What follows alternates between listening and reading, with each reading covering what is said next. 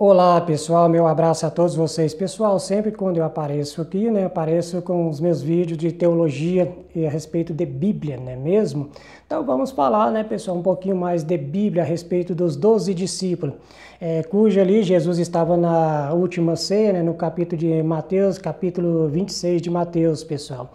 E aí, pessoal, a última ceia ali, Jesus faz uma advertência a Pedro, que Pedro naquela noite, antes que o galo cante nesta noite, tu me negarás 3 vezes. E Pedro então, pessoal, ali tendo o diálogo com Jesus, falava, não, Jesus, de maneira nenhuma eu vou te negar, de maneira nenhuma. Então Jesus fala, Pedro, tu me negarás 3 vezes antes que o galo cante essa noite. E Pedro então questionando Jesus e falando, Jesus, até na morte eu vou com o Senhor, se o Senhor for preso eu vou com o Senhor. Veja bem, Pedro, pessoal, prometendo algo e aquilo ali não ia acontecer, porque Jesus, segundo a teologia da Bíblia, já sabia do futuro e estava prevendo o futuro. Quer dizer, Pedro já estava na mentira, porque se ele andou realmente ali com Jesus, que viu realmente os milagres ali, ele então deveria saber que Jesus sabia do futuro, Então, Pedro que andou 3 anos com Jesus e não sabia disso, Pedro viu tantos milagres, E aí, pessoal, o que eu quero que você me compreenda bem aqui, que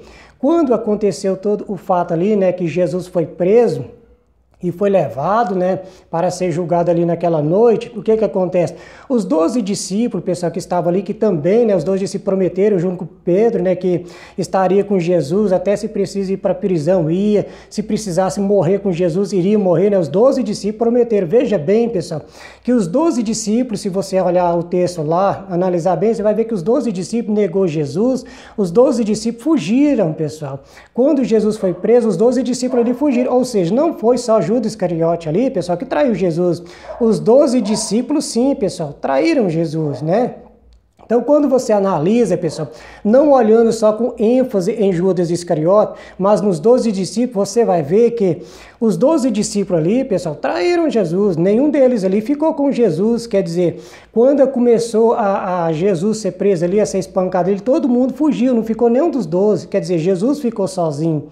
E aí, pessoal, veja bem que quando Jesus também, pessoal, vai carregar a cruz ali, depois de todo o sofrimento, que já foi julgado, já no amanhecer do dia ali, quando ele foi carregar a cruz, apareceu quem? Simão, que apareceu ali, que não tinha nada a ver, que não foi escolhido como discípulo, para assim então levar a cruz de Jesus. Veja bem, pessoal, aqueles discípulos que andaram com Jesus, aqueles discípulos que viram os milagres que Jesus fez lá no passado, nenhum deles, pessoal, se dispôs a carregar a cruz para Jesus, ou seja, todo mundo fugiu. Todo mundo ali dos 12 discípulos negou Jesus, ou seja, eles negaram ali a fé que eles tinham ali, Tudo que eles viram dos milagres ali, eles negaram tudo, pessoal. E a Bíblia vai falar também, pessoal, que você vê as coisas que aconteceram lá no passado, vê os milagres, e você negar esses milagres é uma blasfêmia. A blasfêmia ao Espírito Santo, pessoal, não tem perdão.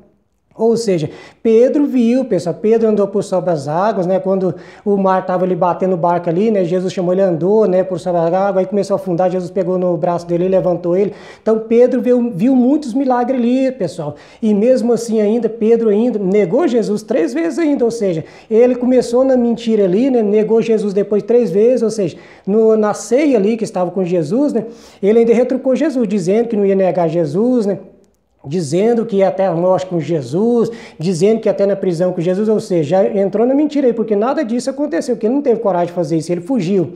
E aí ele negou Jesus também 3 vezes, ou seja, mentiu 3 vezes, além das outras mentiras, tem mais essas 3 mentiras ainda que Pedro também mentiu, pessoal.